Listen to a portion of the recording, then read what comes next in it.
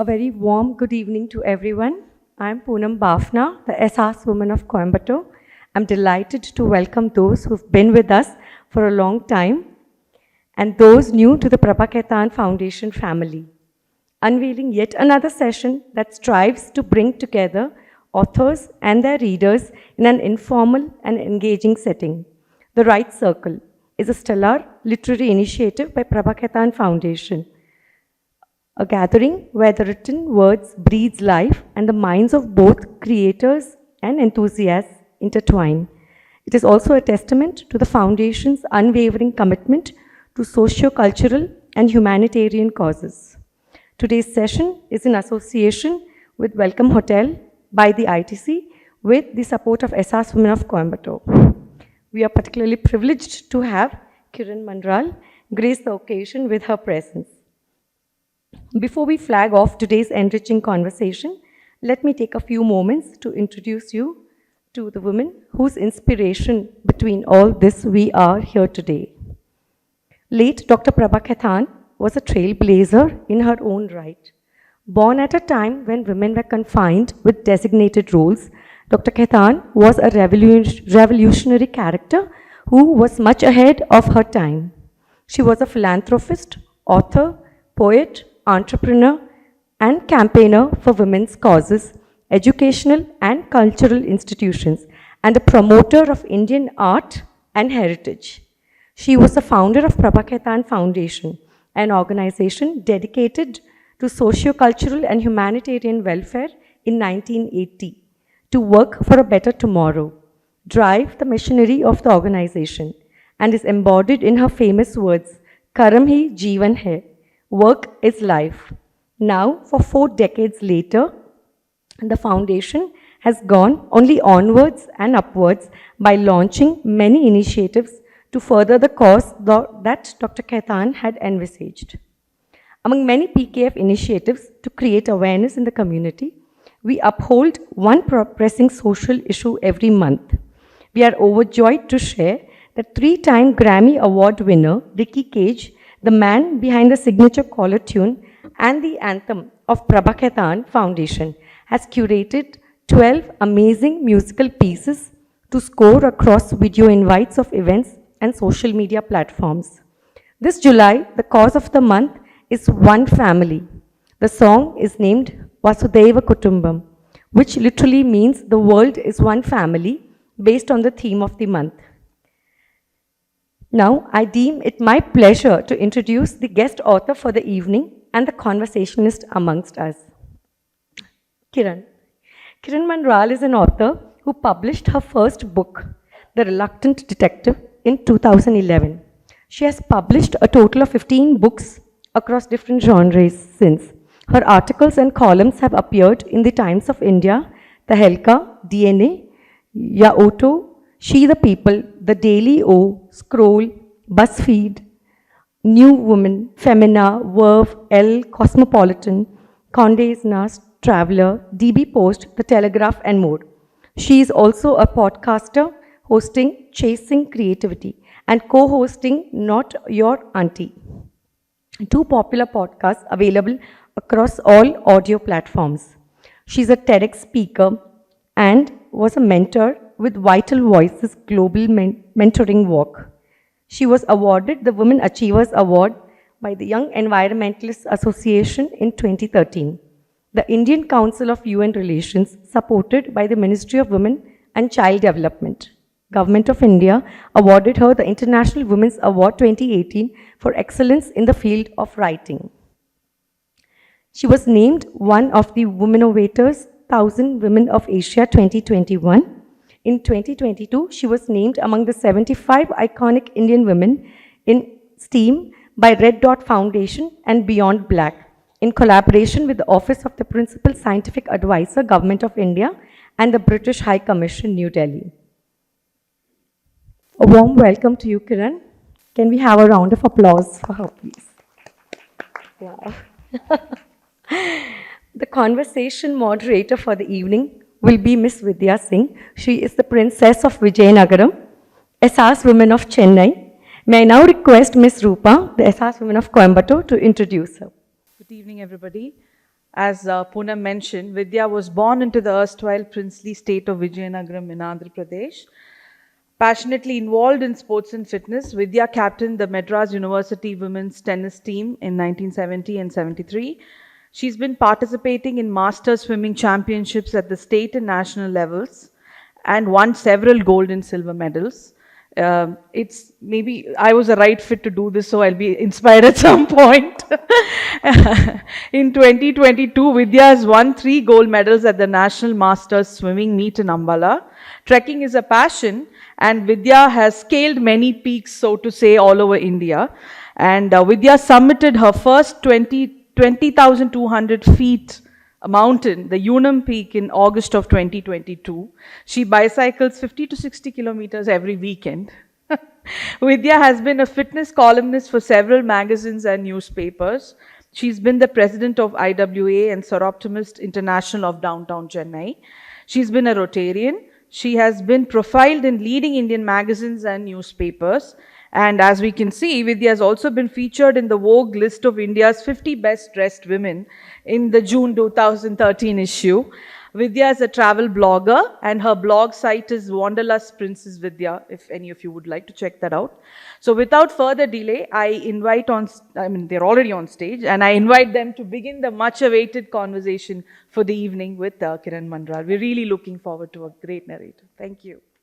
And it's absolutely, thank you so much, PKF and the ladies of Coimbatore for inviting both of us here. I think it's wonderful to be here. And Coimbatore has always been a city that I really enjoy coming to. And I don't know if, Kiran, is this your first time or have you been here before? I've traveled through here before, but... I think it's not on.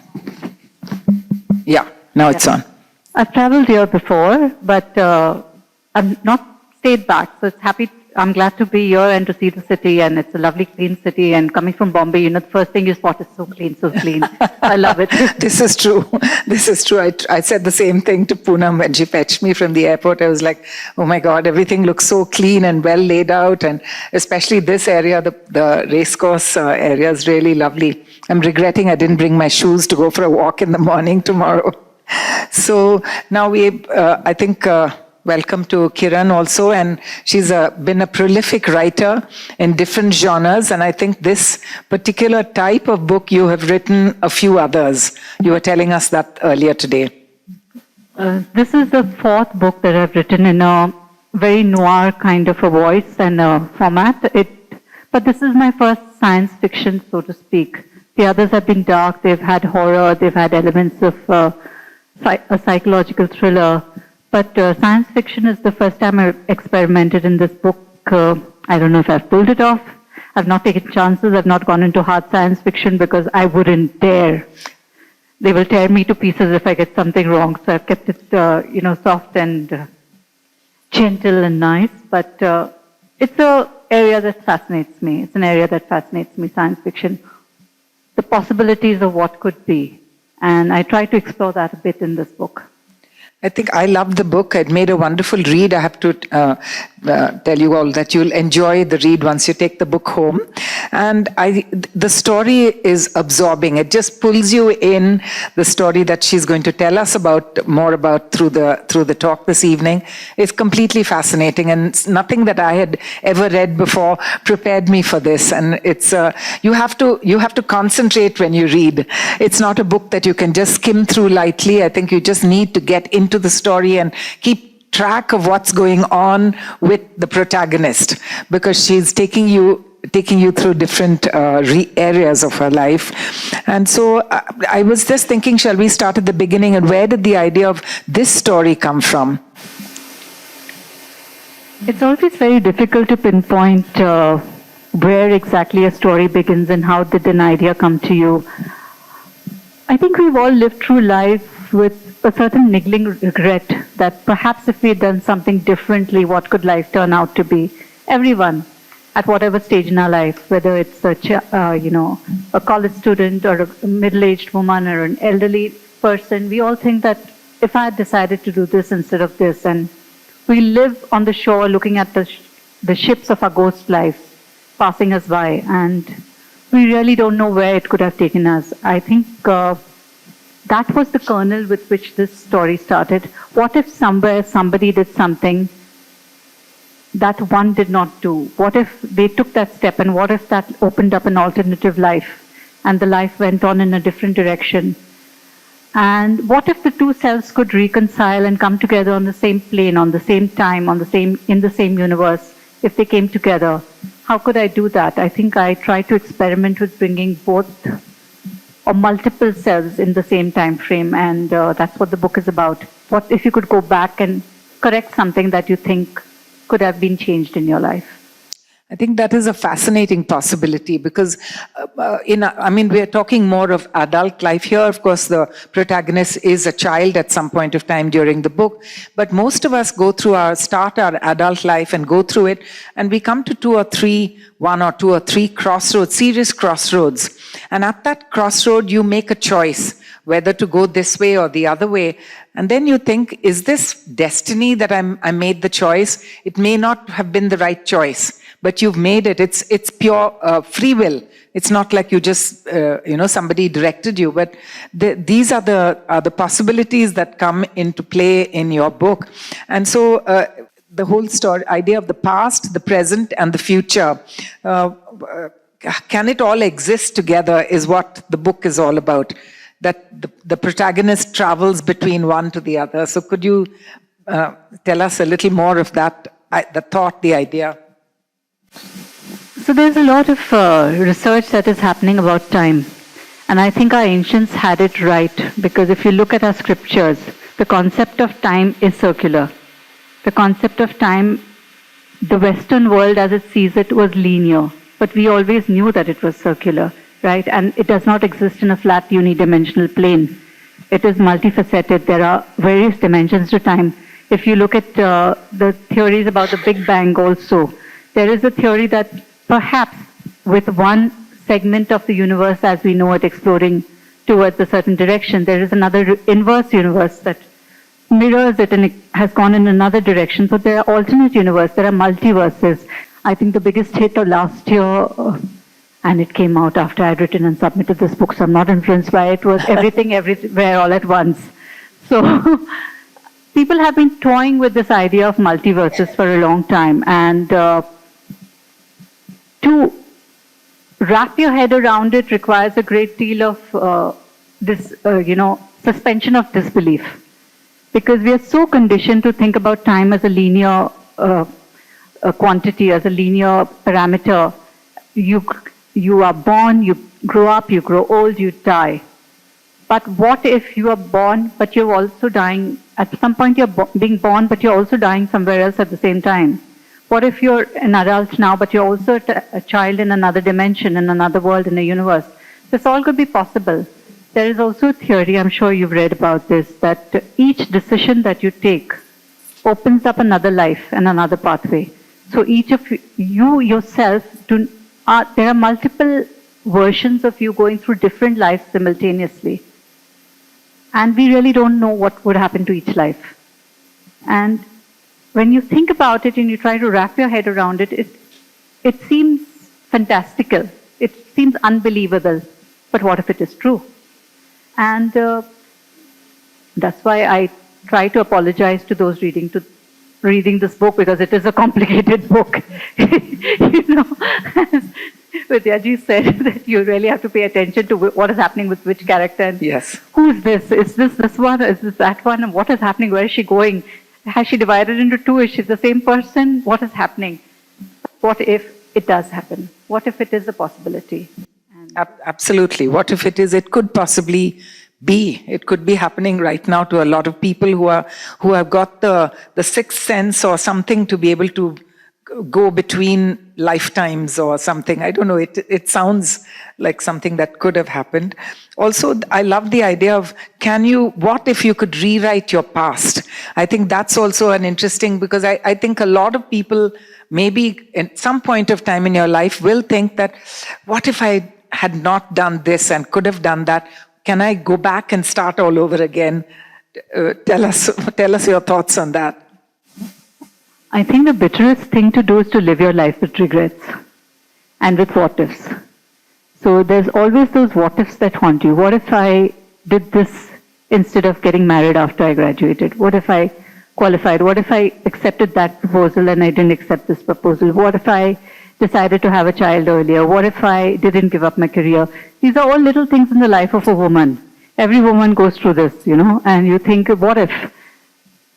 But there's no getting around the what ifs. You live with them every day. And there is no solving it, and there's no living with the regrets. You can't marinate in the regrets, right? You have to move on, and you are living this life right here and now. But there is sometimes that, I wouldn't say solace, there is sometimes that strange pleasure that you get if you think that, what if I did that? What could I have been?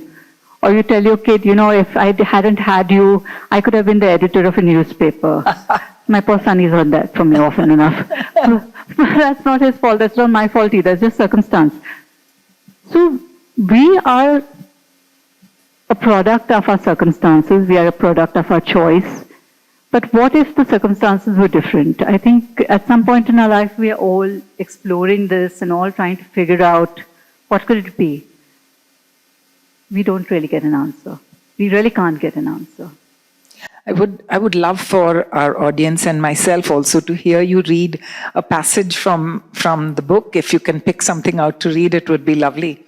Because I think it's nice to hear the words, because none of them have read the book yet. And like she said, ladies and gentlemen, when you read the book, concentrate. No apologies. She has a beautiful descriptive way of writing. It's wonderful, the use of words and very evocative kind of language. I loved it. I'll read a bit from the beginning where the child protagonist, Nena, meets Anna, who is somebody you will come to know when you read the book. Another her. Another her. At first, it seemed like a light was switched on and off for the briefest second. A blue-white flame licked the glass panes. The house shuddered with the impact, wrenching itself back to absolute darkness. The window remained closed. No other lights were switched on in the room it shuttered. No movement denoted any form of life within. But Nena knew. There was always someone who had entered the house when it crackled with incandescence and then went dark. She went to the balcony and began calmly unclipping clothes from the clothesline, regardless of the fact that all of them were not quite dry, and looked at the window opposite, willing it to open. It remained impassive.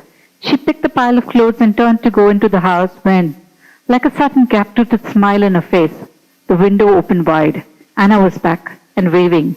Nena waved back. No one in the colony, all those homes teeming with lives, noticed them waving at each other. She had first noticed Anna standing at that dark window many months ago. Of course, she didn't know her name then. It was January, perhaps. The early morning was still grey, and Nena had been dawdling in the balcony, waiting for Crow to come for his biscuit. It was Parle G biscuits that the Crow liked. It scoffed at offers of other biscuits, even cream ones. Cream biscuits were precious. They were treats for when she had been good or scored well in class tests. But this was a nice Crow. Ma believed it was her late father slipping through a gap between the living world and the dead to have conversations with his favorite grandchild. Papa thought perhaps the Crow could be his mother, a sour-faced harridan. When she had died, all the mourners were dry-eyed. But Crow was just Crow to Nena, not her deceased maternal grandfather or her paternal grandmother. A raven, as Crow had never tired of correcting her, most offended at being called a Crow. From the Corwood family, Crows are the lesser cousins. I'm a raven, he repeated, looking away in a huff, then looking back, settling a single beady eye on her, tilting his head at an angle. Have you not read your Poe child? She picked up a copy of Edgar Allan Poe from the school library. Her raven wasn't scary like the raven in Poe, she concluded. Perhaps he was just a posh Crow. Cute. So as you say, Kiran, in your book, this is the story of Anna, Nena, and several other people who she is, women who she is. And she's actually a different age as we meet her in the book, through the book. And it is a sort of a tangled tale of looped time, where she's looping around, and non-sort of sequential lives. Tell us how you've used the concept of this temporal slippage as a literary device to create the story and build the story. It's not an easy build, because you have to actually create these various existences. Tell us how that has worked. I won't pretend that I'm the first to use it. Others have done it much better than I have. There's Kurt Vonnegut, who's done Slaughterhouse-Five. There's Audrey Neffenegger, who's done Time Traveler's Wife. There's Doctor Who everybody knows. I mean, time travel has always existed as a metaphor in so much of pop culture and so much of literature. There are two types of time travel that is often written. One is where you have an actual device, a porthole, a cubicle, a telephone box, a teleporter, something to take you back and forth, which is what focuses your energy, and you can actually plan where you want to go, where you want to. Ted and Bundy's escapes in film, where they keep going back and forth in time. Or there's time travel like Slaughterhouse-Five and The Time Traveler's Wife, where it is involuntary. Anna's travel is involuntary. There is a device here which I've used, which is a reflection. Any reflection she looks into, if the time is right, she can slip through. But that was only a device that I used, because how do you port yourself through time and space? How do you go through?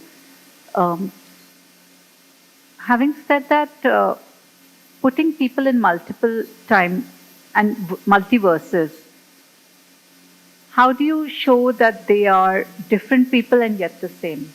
How do you get that sense of continuity of the person, but yet that slight dissonance that this person is not exactly the same person as the previous one? So that there are different situations that I've given them. In one place, the son may be slightly cooler. In one place, the parents will be loving. In another place, Nena is no longer ordinary. She has become touched by something miraculous. So she's gorgeous, she's beautiful, she's divine, she's been touched by the divine. So each individual at a different time and place is a different person. But the difference is very minuscule. When you read it, you understand this is not the same person, but this is the same person. And slipping to time, I think, actually, to be very honest, I don't know if I can explain it like this in this way. I think it just took a lot of drafts, multiple drafts, to get that sequencing right and to get it right, because you can't really goof up when you're writing about different people. So time was used as an illusion, it was used as a metaphor, it was used, I played with time, and I was very clear that, as Shakespeare said, time is out of joint. Time is always out of joint throughout the book. It is never in place. There's something dissonant about all time. And that sense of slight uneasiness, I think that's what I played on through it all. That's never quite certain. She's never quite certain where she is or when she is. Not just where or when am I. And that was the main thing that I built on.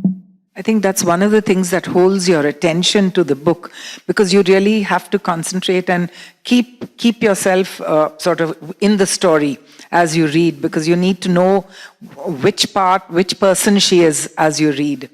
And I think, like I said earlier, I love your descriptive passages. So please read a passage about, she writes beautifully about the Bombay monsoon. It's a time that whatever she reads in the book is exactly how it is. I've lived in Bombay a few years, and I choose never to go in the monsoon time to Bombay. It's too much. But she's described it so beautifully in one of the chapters. We'll go back to the story once she reads this. It was really nice. In Bombay, you spend all of March to May rowing. Page number 31. Page number 31 is the second paragraph. So you spend all of March to May ruining the summer and waiting for the monsoon, and that love for the monsoon lasts exactly 2 days. After 2 days, it's the smell of garbage, and it's roads flooded, and getting splashed and getting wet and damp. and leakage in your house no matter how much waterproofing you've done the previous year. So we love it and we hate it. So I'm reading page 31, if you have the book. Monsoon had hit the city between my going and coming. The earth was still warily soaking in the rain after the scorcher of a summer. The air washed clear of all suspended particulate matter, wet, clean, green. It smelled anticipatory. Fed as we were on the romance of the season, love making under the canopy of clouds, seduction under umbrellas, wetness around us, in us. The heaviness of damp earth, petrichor, redolent with the infusion of childhood, hitting the limbic system like a sledgehammer, churning memory and emotion.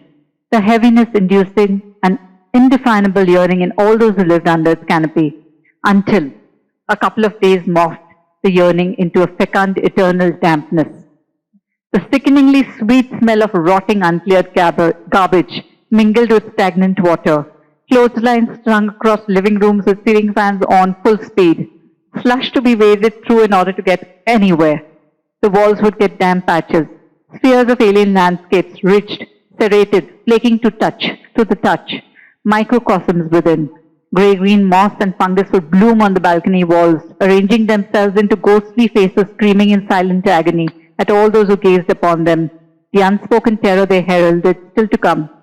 Walls would bubble up and plaster would crack and sprinkle down from the ceilings, dropping onto heads, into plates of food, into precious water hoarded in pans and vessels. On a Sunday morning, the committee members of the society would go officially from home to home, checking the damage caused by the leakage, planning for the waterproofing to be done post-monsoon. Then would come the men, tied by ropes to a flimsy bamboo scaffolding, crawling across the surface of the buildings, keeping out the damp for those who lived within, a respite that would last for barely a year or two before nature seeped in, taking her dominion. It's exactly, she says it exactly as it is in Bombay. For those who've been there in the monsoon or lived there, it's exactly that. Kiran, one of the interesting parts of your story is the relationship that the protagonist has with her parents. It was pretty heartrending in parts, up and down in not just relationships, but the girl, the child, the older person, the feelings that she had for either of the parents. Can you tell us something about that? And I don't want to give away too much of the book, but I think it's nice for us to sort of but deal a bit with that, because it was a large part of the book. So, to give some context, I was a mommy blogger, as they called us. Back in the day when blogging had just come to India, I was one of the so-called top mommy bloggers and always on all the lists and always writing about mothering and parenthood. I wrote a couple of parenting books as well. And I've always said that we put motherhood on a pedestal. Not all mothers are meant to be mothers. Mothering is a biological function. Of course, if you have adopted, it's an emotional function. It's not necessarily something that comes with the uterus. And mothers who are not supposed to be mothers, when they become mothers, they can really seriously damage a child. And the feeling of being an unwanted child, a child who is not cared for by a mother who cannot love for whatever reason, can have repercussions to a child's relationships as they grow older, and to the extent that, they will constantly that's for something for a therapist to talk about. I'll stay out of that territory. But I wanted to explore that. I wanted to pull motherhood off the pedestal. I wanted to tell people that, listen, it's not that all mothers are loving and kind and making samosas and feeding the child happily. And, it's not always that it's nice to come home to a mother who is waiting for you at home. So the protagonist has a difficult childhood.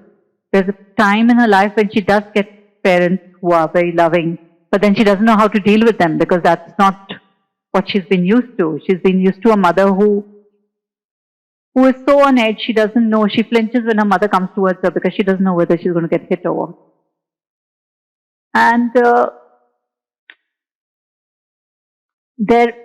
the ones who do not protest or say anything when a child is not being treated well are also enablers. So in that sense, the father is also an enabler. of the treatment of the child, because he does not protest because he's too terrified of his wife. He does not want to, set his wife off. So in homes, there is a lot of hidden child abuse that goes on. We only talk about overt child abuse, maybe child sexual abuse, but emotional abuse, there's not too much discussion about it. And I think we need to have conversations around that as well. I do know of friends who have had distant, emotionally unavailable mothers, and it has really warped them for life. And I think those were the models I drew from when I wrote about this particular mother. And I think the story of her relationship with her parents comes through the whole narrative, actually, all the way through to the end. We won't reveal the complete story, because I really want all of you to read the book yourselves. She has another interesting, her lover Aman. So that's another fascinating relationship, and that too is intertwined in two parts of the story. So would you like to tell us a little bit about that? It shows a lot of understanding on your part of human nature, I think, and how things work. I mean, it's not at all, you're not judgmental at all in any way of the relationship and the wife and all of this. You've woven those parts of the story so well that you actually become very empathetic to him too. I mean, someone would think, oh, what the hell, if it was my husband, I'd give him a kick and send him out.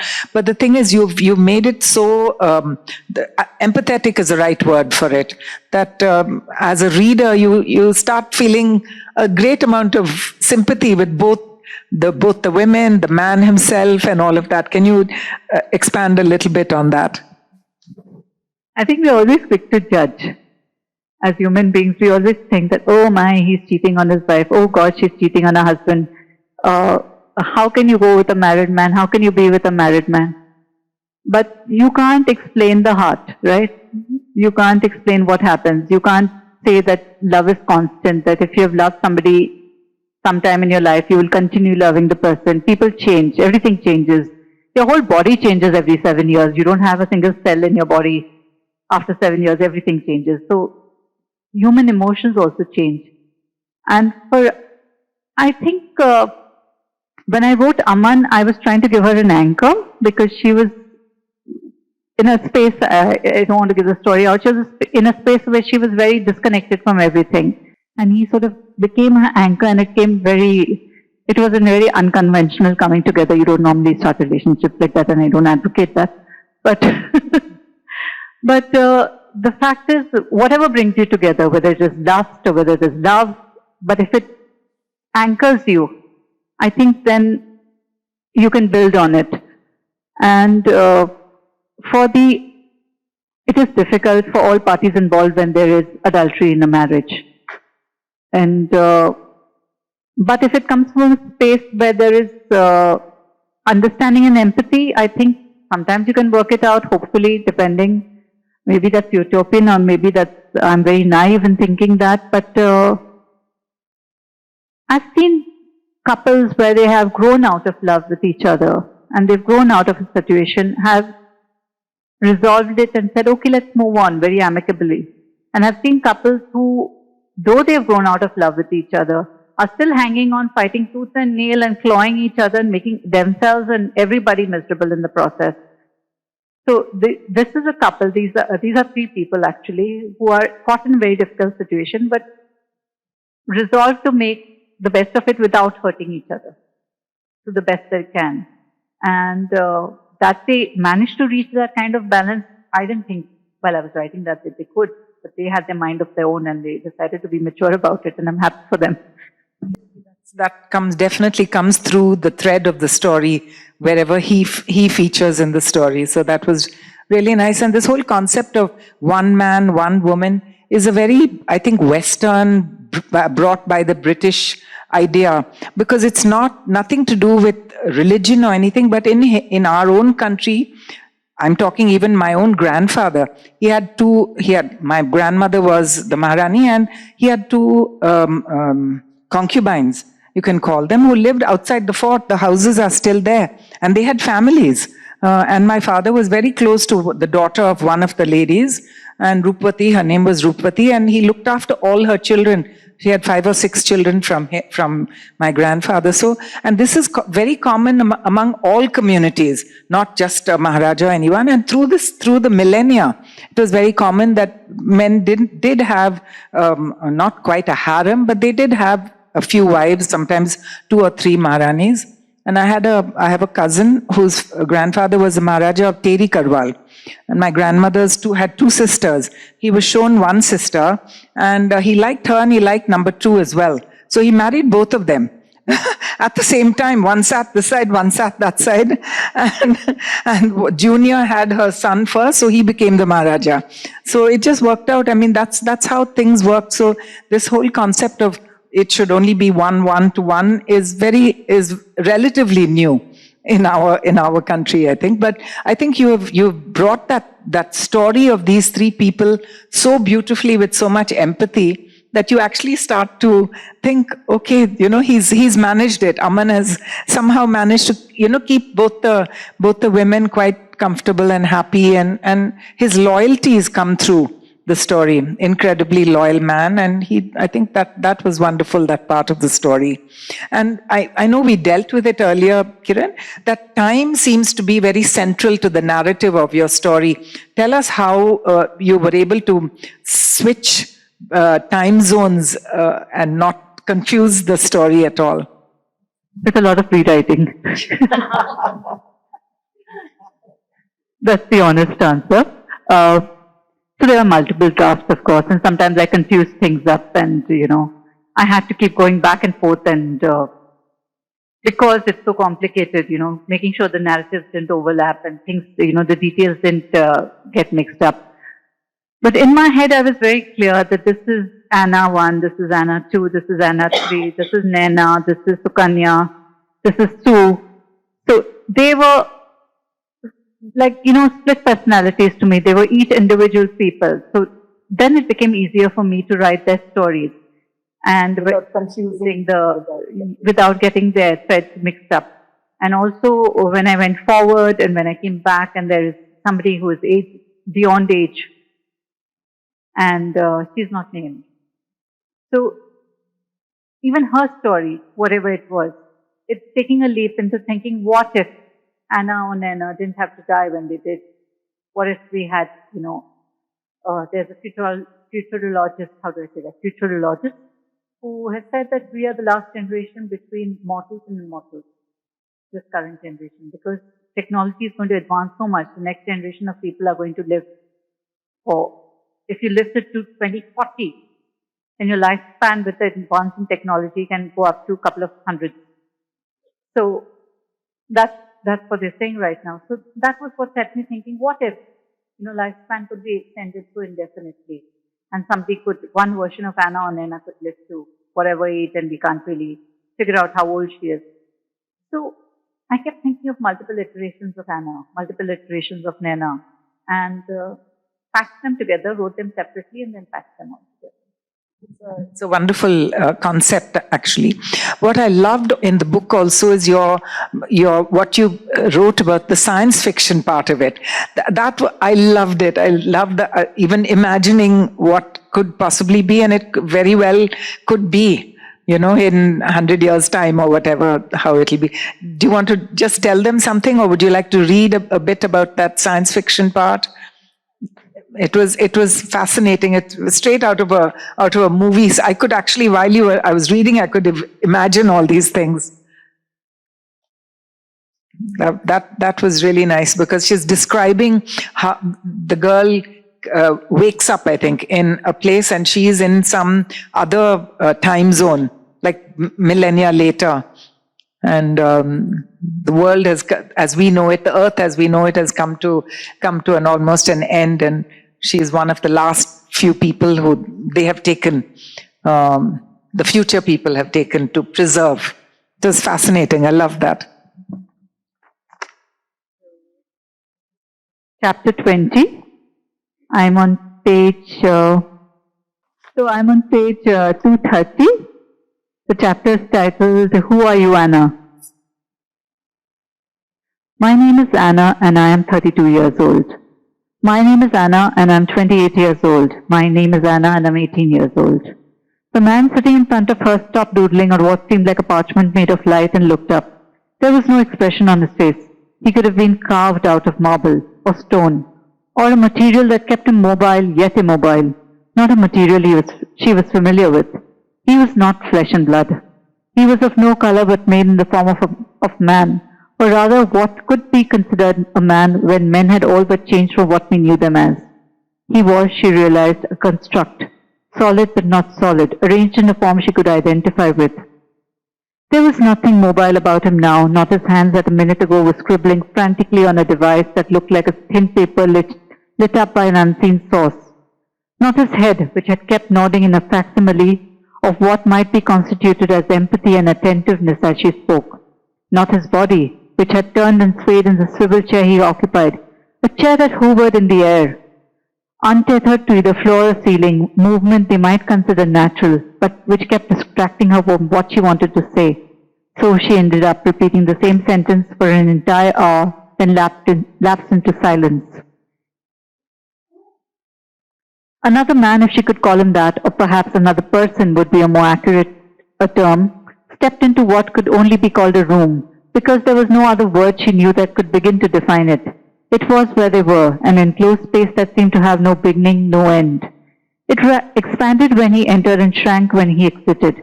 It could wrap itself tight around her when she slept, and grew enough to let her pace back and forth when she was agitated. It was not a room, it was a cocoon.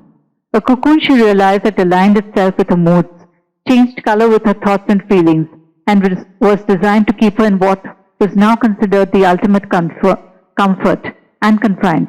This was a prison cell. She was being held prisoner. I loved it. I thought it was pure science fiction, but something that actually you can, as you read it, you can actually start imagining all these things, and very beautifully described. It was lovely. Is there anything else you would like to say about the book, or, any other thoughts that we have not touched on yet? I have one more thing to say, and then we'll leave the floor open. I would just like to say that we do, as Indian authors, try to experiment, and we do try to write outside the box. And we yearn for readers to read that and not to stick to the, there is of course mythology and thrillers and all the various forms that are very popular. But also please do consider those who are writing horror and speculative fiction and all the different kinds of fiction which aren't really mainstreamed out there. Because it's only when we get readers that we can be experimental, and when we have the liberty to be experimental when the books are picked up and read. So there are plenty of great Indian authors writing wonderful stuff in the space of speculative fiction. Do read them, do hunt them out and read what they have to write.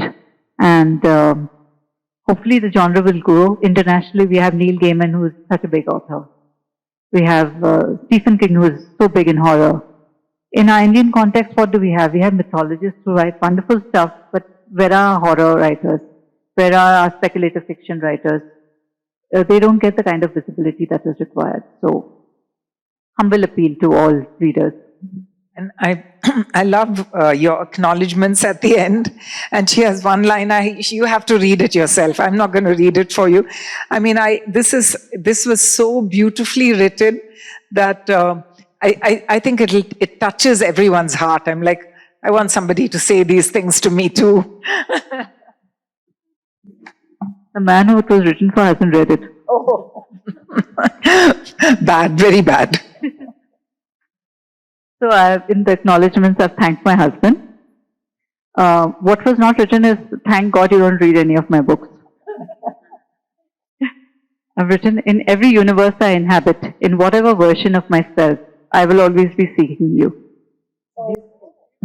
Beautiful words. I mean, I was so moved when I read that, because I think all of us have that little place in the heart when you think of someone. It may not be your husband, it may be XYZ or whoever, but you do think you've written it, but it's a thought that I think has come from the heart that you have written. Beautiful. Thank you, Kiran. Don't tell him that I wrote that. He'll sit on my head. So I think we'll just see if anyone has anything to ask her about, or I haven't read the book, but just wanted to ask you about the process of writing. So when you do, especially as I understand, this is about time travel and parallel universe perhaps, and multiverse.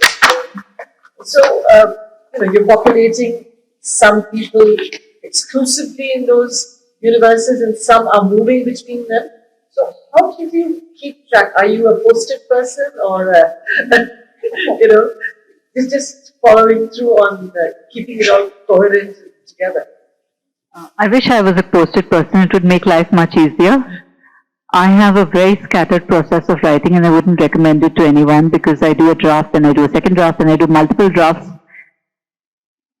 I can go up to 25, 30 drafts. And then when I'm finally satisfied with the draft, then I begin on the final version. So between the multiple drafts, I sort of get a sense of how, the story is progressing and how I need to pace out stuff and where I need to place what. And I take the liberty of shifting things around because, I'm playing God here. Your privilege. Yeah, I'm killing people off mercilessly and I'm shifting them into different time zones. Thankfully, I have wonderful editors who keep me on the straight and narrow and tell me, perhaps you've gone a little too mad here, Kiran. And what has happened to her? You left her dangling there. You need to give her some, you need to bring her back. You need to keep her there. So I have these checks and balances in place when it goes into final edit. But otherwise, it's just multiple reading and multiple writings and going over the book so many times that I know what's coming next. And then when something's not fitting in and something's not, then I shift it around.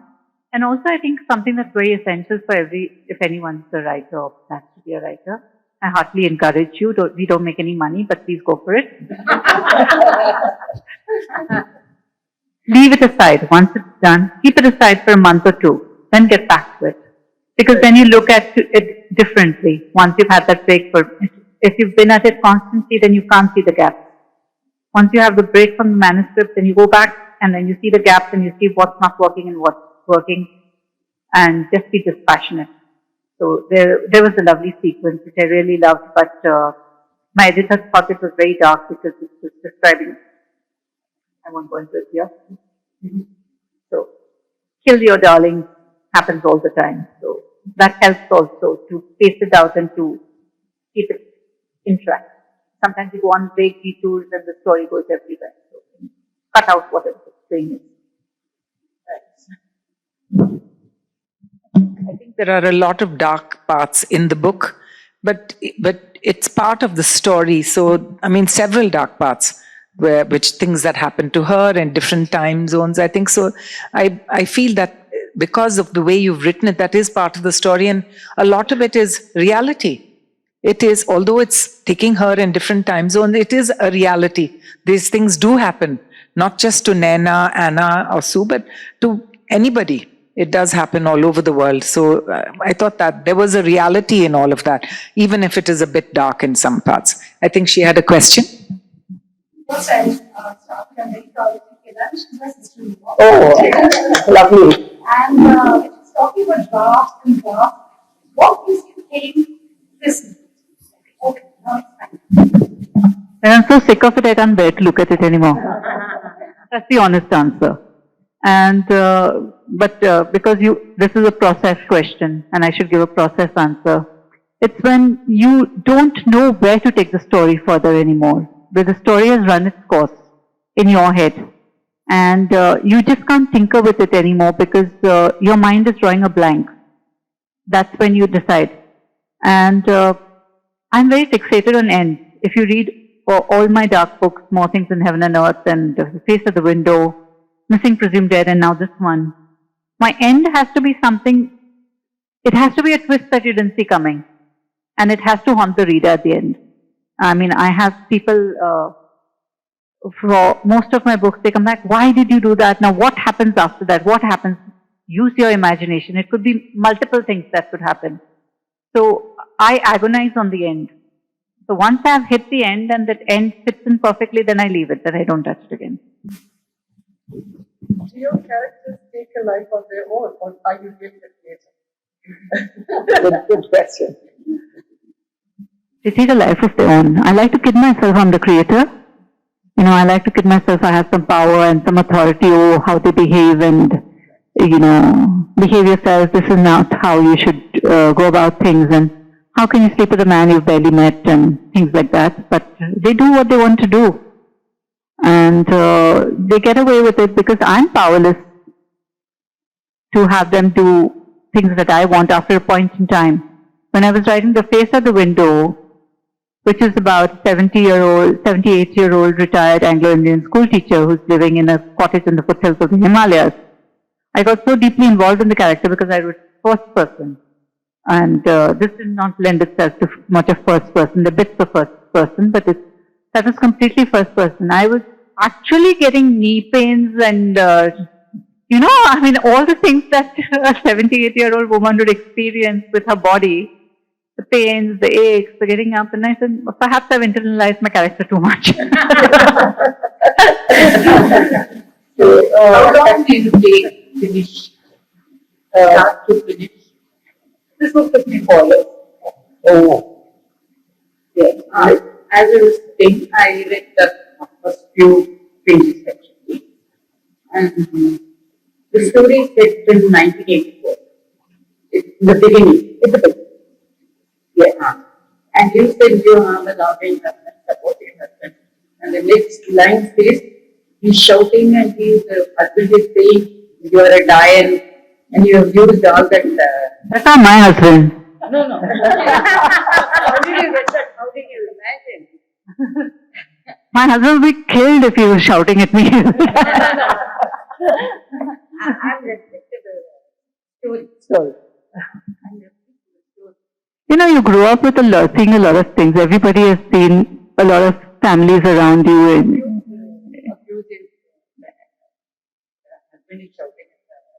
but if you read the book, you would know that it's not what it seems like.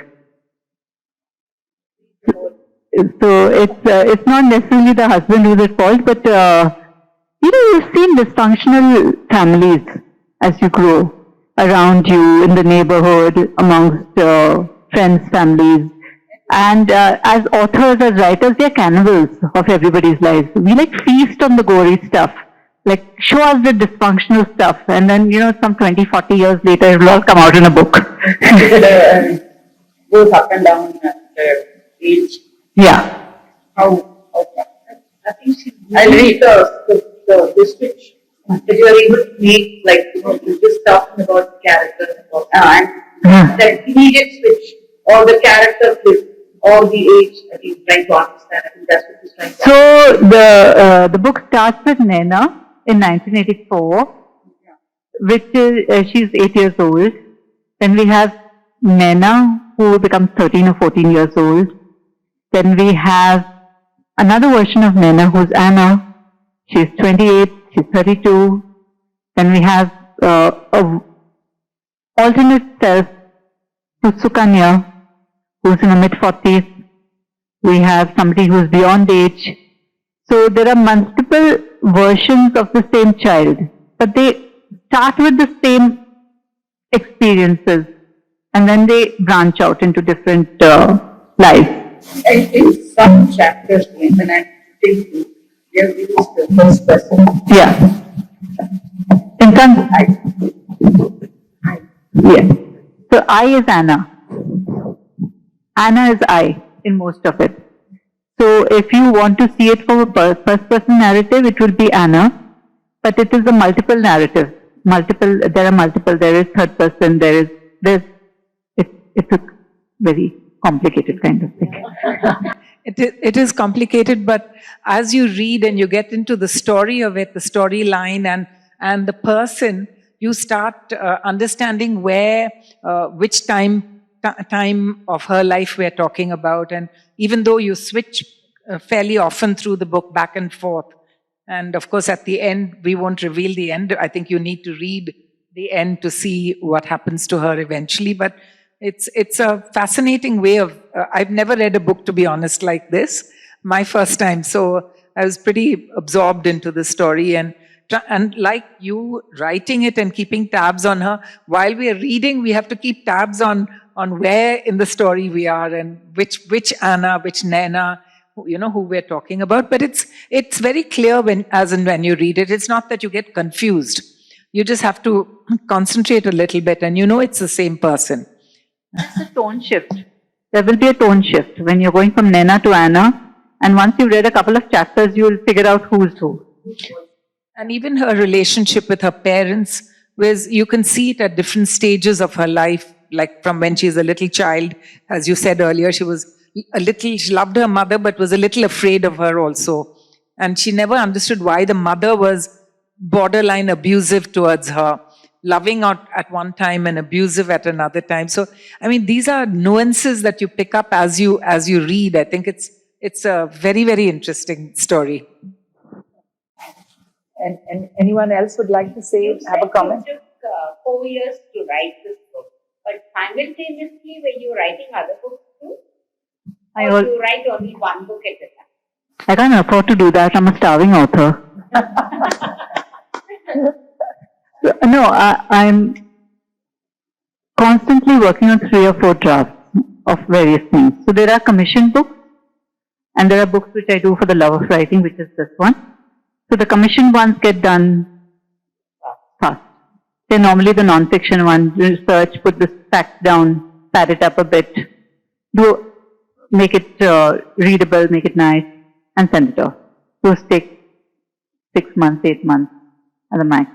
Depends upon the kind of research that is involved and how dense the subject is. Then there are these books which I like to linger on because I have such fun writing it, so I take my time with it. And then there is research even for these books. It may not be very obvious, but there is a fair bit of research that goes into writing these books. Are your research books historical books or true stories? True stories from history, or not necessarily? So I did True Love Stories, which was about the various true love, 20 true love stories. So that was all real people to research about their lives. Then I did Rising, 30 Women Who Changed India, iconic women. So that was also very research based, and it was some interviews. Rising 2 is being written now. It should be sent off.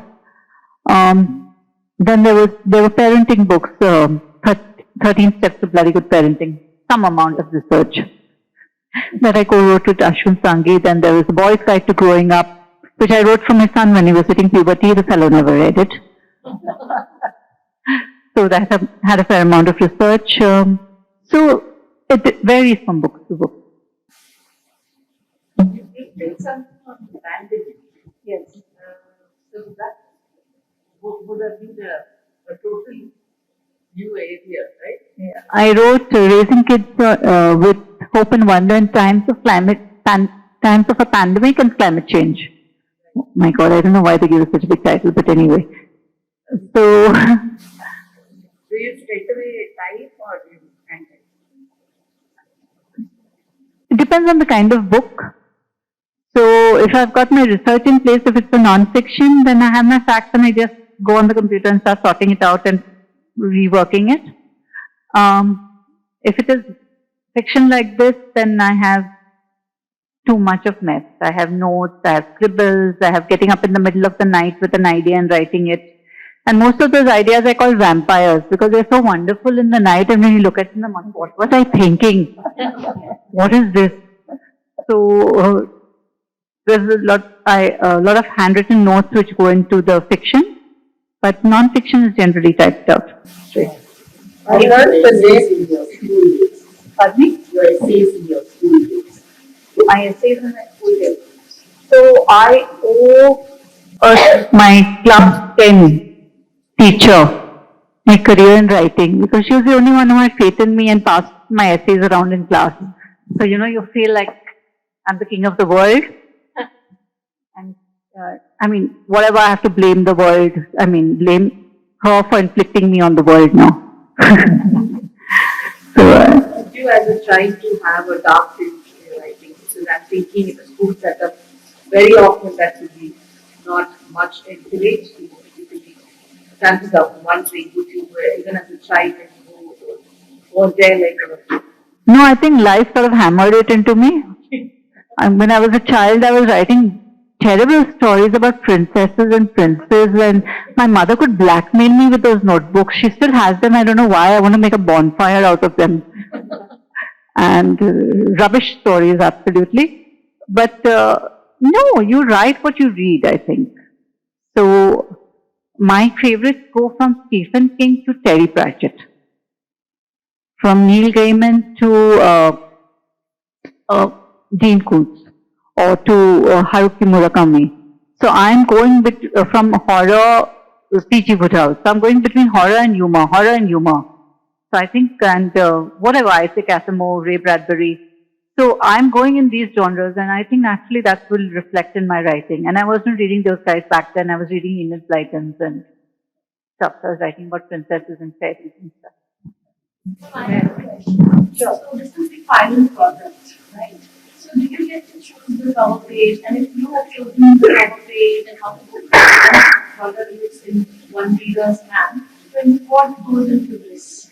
So I am lucky with my 4 very dark books that I had a lovely editor who indulged me and encouraged me and said, like, send your ideas, send what elements you want on the cover, and had me work with the designer, and I sent in detailed notes and really tortured the poor woman who was on it.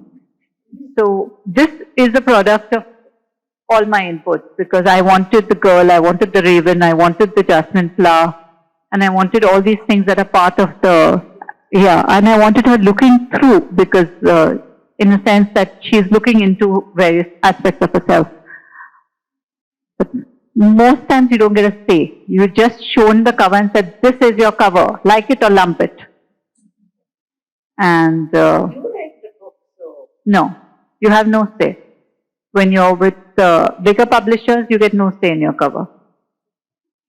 So with HarperCollins, with Penguin, with Rupa, I mean, I've worked with most of them. Those books, I had no say with my cover.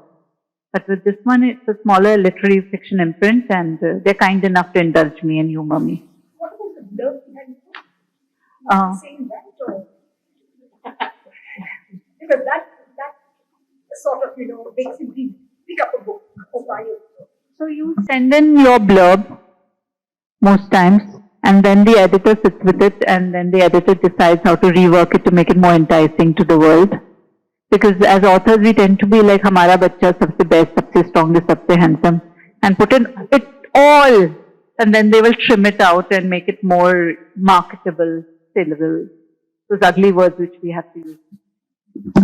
So I love the title of the book, because it really tells you what the story could possibly be, all those that wander. It's lovely. So it comes from Tolkien. Yeah. So not all that glitters. Yeah. All that glitters is not. Yeah. All that glitters is not gold. All those who wander are not lost. And this was set in context of I don't know how many Lord of the Rings fans are here. That was set in context of Aragorn Strider, who was actually the king in disguise. So not all those who wander are lost. And I thought it was appropriate, and I have been on this sort of, what would I call it, a trip of naming my books after authors I want to pay homage to. So this was in homage to Tolkien, then More Things in Heaven and Earth was homage to Shakespeare, More Things in Heaven and Earth, then, it was in Hamlet. Then Rising was tribute to Maya Angelou and Sylvie Rice. Then then the next one that's coming is titled The Moon in the Lining of a Skin. That's from Neruda.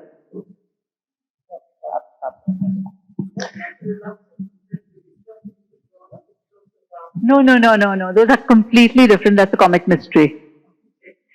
Reluctant Detective, All Aboard, Saving Maya,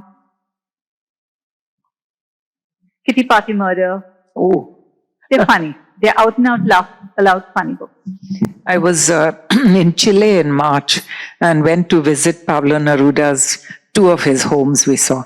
One was on the ocean front and one was in the town. Spectacular homes, quaint and like him, very, very different. Spectacular poet. They're Nobel Prize laureates. Pride of the country, I think.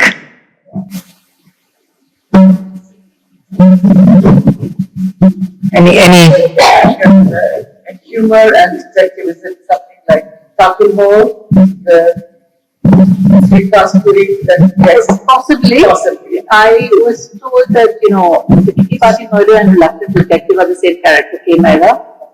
I was told this was like Alexander McCall's name. Oh, right. So yes, our stories from Botswana. Number one detective. Oh, I love those books. And I hadn't honestly read Alexander McCall Smith at the point I wrote The Reluctant Detective. So after that I did read it and I was like, okay, I'm on it and I'm taking the compliment. Why not? Why not? Why not? They're lovely books. I should get hold of your The Reluctant Detective is out of print. and get it in the first. Amazon shut down, restaurant shut down, and the book is not with it. Oh, So the Tea Party Murder is a book. oh, see, possible. Same author name, right? Yeah. You just Google me on Amazon, you'll find all of it. Lovely. So does this the last week, you have this like will take that one chance to read your inner child. So does that happen? You have to read and find out. That's not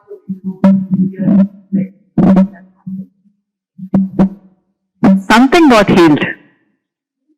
But another really worked. That's my twist. That's the twist in the end. There's an amazing twist. Picture doesn't do justice. You need a better one. That's a good one. I agree. I tend to agree with that. I'm the terrible one who takes holding for photographs. I just keep sending out the old ones.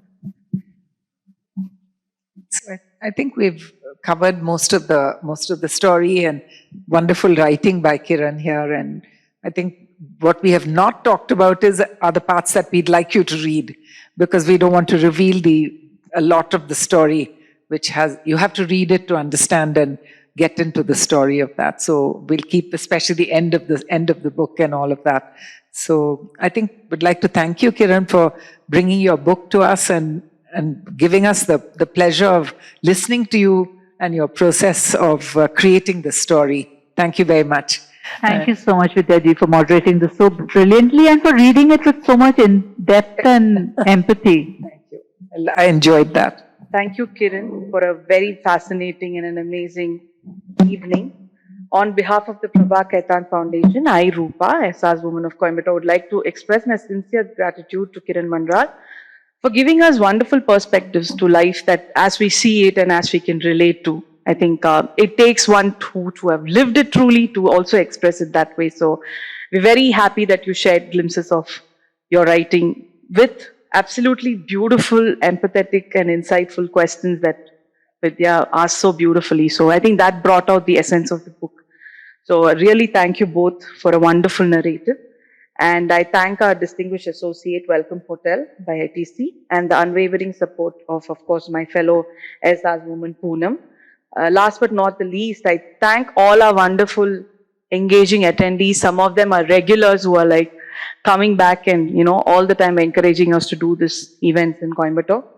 Prabha Khaitan Foundation, as you all know, promote cross-state cultural understanding and appreciation. This is to support our ongoing efforts to foster unity and appreciation of the rich cultural heritage across India's diverse states. In this context, we are pleased to felicitate the author with a giveaway made in the beautiful craft of Dokra. Dokra, as many of you may know, is a non-ferrous metal which is beautifully molded by artisans to create craft artifacts and jewelry. Owing its name to the Dokra Damar tribe of West Bengal, this ancient bell metal craft practiced in Bengal. I would like to request Mrs. Seithakumar to please felicitate Kiran Manral. And thank you all for being here. Do pick up a copy and you can have it signed by the author herself. It's right there, I think.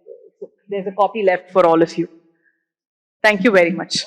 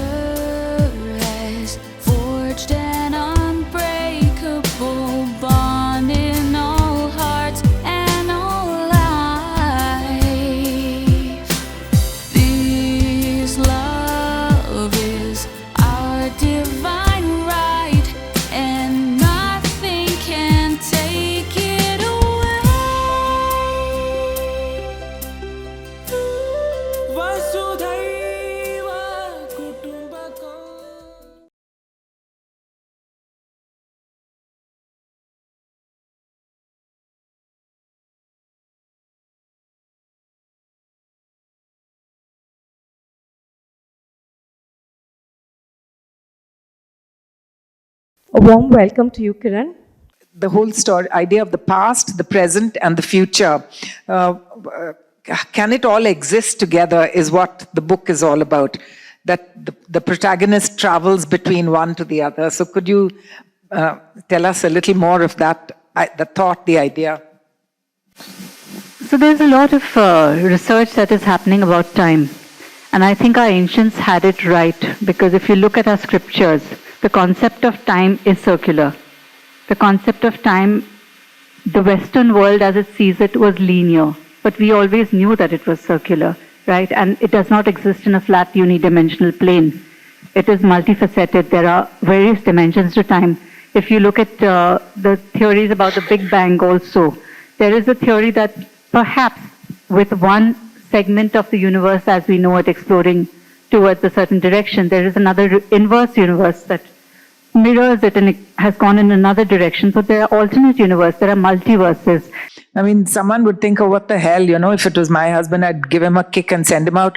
But the thing is, you've made it so, empathetic is the right word for it, that as a reader, you start feeling a great amount of sympathy with both the women, the man himself, and all of that. Can you expand a little bit on that? I think we always quick to judge. As human beings, we always think that, oh my, he's cheating on his wife. Oh God, she's cheating on her husband. How can you go with a married man? How can you be with a married man? But you can't explain the heart, right? You can't explain what happens. You can't say that love is constant, that if you have loved somebody sometime in your life, you will continue loving the person. People change. Everything changes. Your whole body changes every 7 years. You don't have a single cell in your body. After 7 years, everything changes. So human emotions also change. And I think when I wrote Aman, I was trying to give her an anchor because she was in a space, I don't want to give the story out, she was in a space where she was very disconnected from everything.